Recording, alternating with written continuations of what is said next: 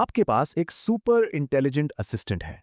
वो आपके लिए ईमेल लिख सकता है, मुश्किल से मुश्किल कोड तैयार कर सकता है, यहां तक कि आपके लिए कविता भी लिख सकता है। कमाल है ना? लेकिन क्या हो अगर मैं कहूं कि इसी कमाल की टेक्नोलॉजी का एक जुड़वा भाई भी है।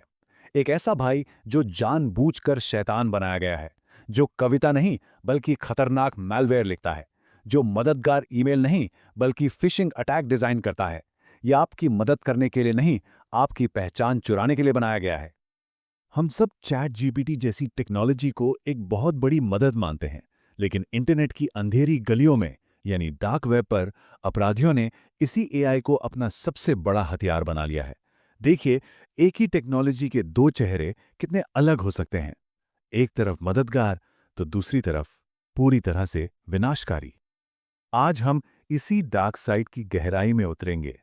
आज हम बात करेंगे वर्म जीपीटी, फ्रॉड जीपीटी और एआई से होने वाले साइबर क्राइम की असली दुनिया के बारे में। यकीन मानिए, ये पड़ताल आपका टेक्नोलॉजी को देखने का नजरिया हमेशा के लिए बदल देगी।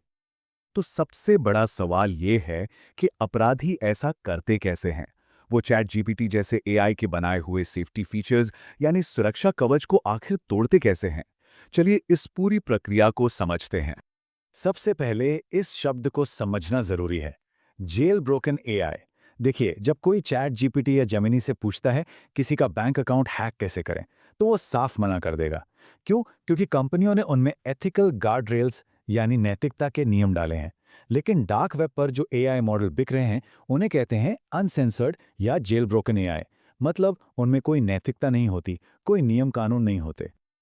और इससे बनाना कोई रॉकेट साइंस नहीं है। साइबर क्रिमिनल्स ने क्या किया? उन्होंने ओपन सोर्स एआई मॉडल्स को उठाया और उन्हें डार्क वेब के डेटा पर ट्रेन किया, जिसमें हैकिंग के तरीके, मैलवेयर कोड और फिशिंग का डेटा भरा पड़ा था। और नतीजा, एक ऐसा एआई तैयार हो गया जो कुछ भी करने को तैयार है, कोई भी गलत काम। इसी प्रोसेस से अपराधियों के हाथ कुछ बहुत ही खतरनाक औजार लगे हैं। चलिए, अब बात करते हैं वर्म जीपीटी और फ्रॉड जीपीटी की। इसमें सबसे पहला नाम जो सामने आया वो था वर्म जीपीटी। इसे चैट जीपीटी का शैतानी चचेरा भाई भी कहा जाता है। हैकर्स इसका इस्तेमाल बहुत ही शातिर मैलवेयर यानी वायरस लिखने के लिए करते हैं। और सोचिए, एक नया नया हैकर जिसे कोडिंग नहीं भी आती, वो भी वर्म जीपीटी को बस कमांड दे सकता है, एक ऐसा वायरस लिखो जिसे कोई एंटीवायरस पकड़ ना पाए, और बस कुछ ही सेकंड में कोड उसके सामने तैयार। और दूसरा टूल है फ्रॉड जीपीटी। जैसा नाम बिल्कुल वैसा ही काम। इसका एक ही मकसद है, एकदम असली दिखने वाले स्कैम पेज बनाना। किसी बैंक की नकली वेबसाइट हो या कोई नकली लॉगिन पेज, ये सब फ्रॉड जीपीटी पलक झपकते ही तैयार कर देता है। और सबसे खतरनाक बात जानते हैं क्या है? ये सिर्फ कोई कॉन्सेप्ट नहीं है, ये डार्क वेब पर बाकायदा बेचे जा रहे हैं, सब्सक्रिप्शन मॉडल पर। जैसे हम नेटफ्लिक्स का सब्सक्रिप्शन लेते हैं, वैसे ही अपराधी इन टूल्स का सब्सक्रिप्शन खरीदते हैं। लेकिन इन औजारों का सबसे बड़ा असर ये हुआ है कि अब आम लोगों को निशाना बनाना बच्चों का खेल हो गया है। वो पुराने जमाने के स्कैम अब बीती बात हो गए हैं। याद है, पहले स्कैम ईमेल्स को पहचानना कितना आसान था? उनमें स्पेलिंग की गलतियां होती थीं, ग्रामर टूटी फूटी होती थी। लेकिन डार्क वेब एआई ने यह सारा खेल ही बदल दिया है। अब ये एआई मॉडल बिल्कुल प्रोफेशनल और परफेक्ट ईमेल लिखते हैं। ये किसी कंपनी के सीईओ के लिखने की स्टाइल तक कॉपी कर सकते हैं, जिससे घोटाला इतना असली लगता है कि शक की कोई गुंजाइश ही नहीं बचती। लेकिन खतरा अब सिर्फ लिखे हुए शब्दों से कहीं आगे बढ़ रहा है। और अब हम इसके सबसे डरावने इस्तेमाल की तरफ बढ़ रहे हैं। जरा सोचिए, क्या होगा अगर अगला खतरा टेक्स्ट में ना हो? क्या हो अगर वो एक जानी पहचानी आवाज में हो? डार्क वेब पर अब ऐसी एआई सर्विसेज बिक रही हैं जो किसी की भी आवाज की हूबहू नकल कर सकती हैं। और इसके लिए उन्हें घंटों की रिकॉर्डिंग नहीं चाहिए, सिर्फ 3 सेकंड। किसी की आवाज का सिर्फ 3 सेकंड का ऑडियो क्लिप और एआई उस आवाज को पूरी तरह से क्लोन कर सकता है। ये एक ऐसी सच्चाई है जो हमें सोचने पर मजबूर कर देती है। एक सिचुएशन इमेजिन कीजिए। मंगलवार की रात 2 बजे है। आपका फोन बजता है। एक अनजान नंबर है। आप फोन उठाते हैं और दूसरी तरफ से आपके पिता की घबराई हुई आवाज आती है।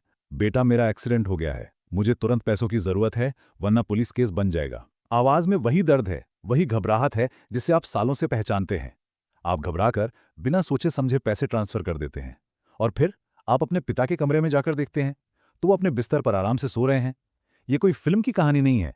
ये एआई किडनैपिंग स्कैम की खौफनाक हकीकत है। ये सब सुनकर डर लगना बहुत स्वाभाविक है, लेकिन मेरा मकसद आपको डराना नहीं, बल्कि जगाना है। तो सवाल ये है कि इन नए और खतरनाक तरीकों से खुद को कैसे बचाया जा सकता है। 3 बहुत ही आसान कदम हैं। पहला, अपने परिवार के साथ एक सीक्रेट कोड वर्ड तय कर लीजिए।